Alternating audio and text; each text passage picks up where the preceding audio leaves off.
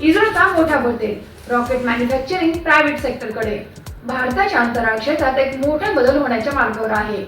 पण सोशल मीडियावर फिरणाऱ्या या बातम्यांमध्ये काही दावे अर्धवट किंवा चुकीच्या पद्धतीने मांडले जात आहेत. आयएन स्पेसचे चेअरमन डॉक्टर पवन गोयंका यांनी 31 ऑगस्ट रोजी बिझनेस टुडे च्या इंडियन ॲट 100 इकॉनॉमी समिट मध्ये सांगितले की भविष्यात इस्रो लॉन्च व्हेकल्सचे मॅन्युफॅक्चरिंग करणार नाही. हे मॅन्युफॅक्चरिंग काम प्रायव्हेट सेक्टर किंवा PSU कडे जाणार आहे.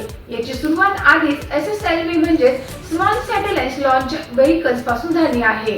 SSLV चे टेक्नॉलॉजी आणि production rights Hindustan Aeronautics Limited अर्थात HL कडे ट्रान्सफर करण्यात आले आहेत. आता PSLV आणि LVM-3 यासारख्या महत्त्वाच्या लॉन्च व्हेकलचे प्रोडक्शन देखील प्रायव्हेट इंडस्ट्री कडे देण्याची दिशा आहे.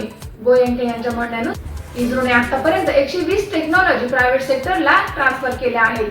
मात्र याचा अर्थ इस्रो बंद होणार किंवा अंतराळ क्षेत्रातून बाहेर पडणार असं अजिबात नाही.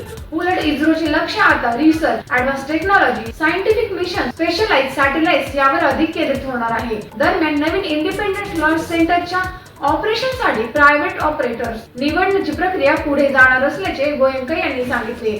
म्हणजेच भारताच्या स्पेस सेक्टरमध्ये इस्रो आणि प्रायव्हेट इंडस्ट्रीच्या भूमिका बदलत आहेत. इस्रोचे संशोधन आणि अत्याधुनिक तंत्रज्ञान यावर रुटीन मॅन्युफॅक्चरिंग आणि कमर्शियल प्रोडक्शन मध्ये प्रायव्हेट सेक्टरचा मोठा सहभाग असणार.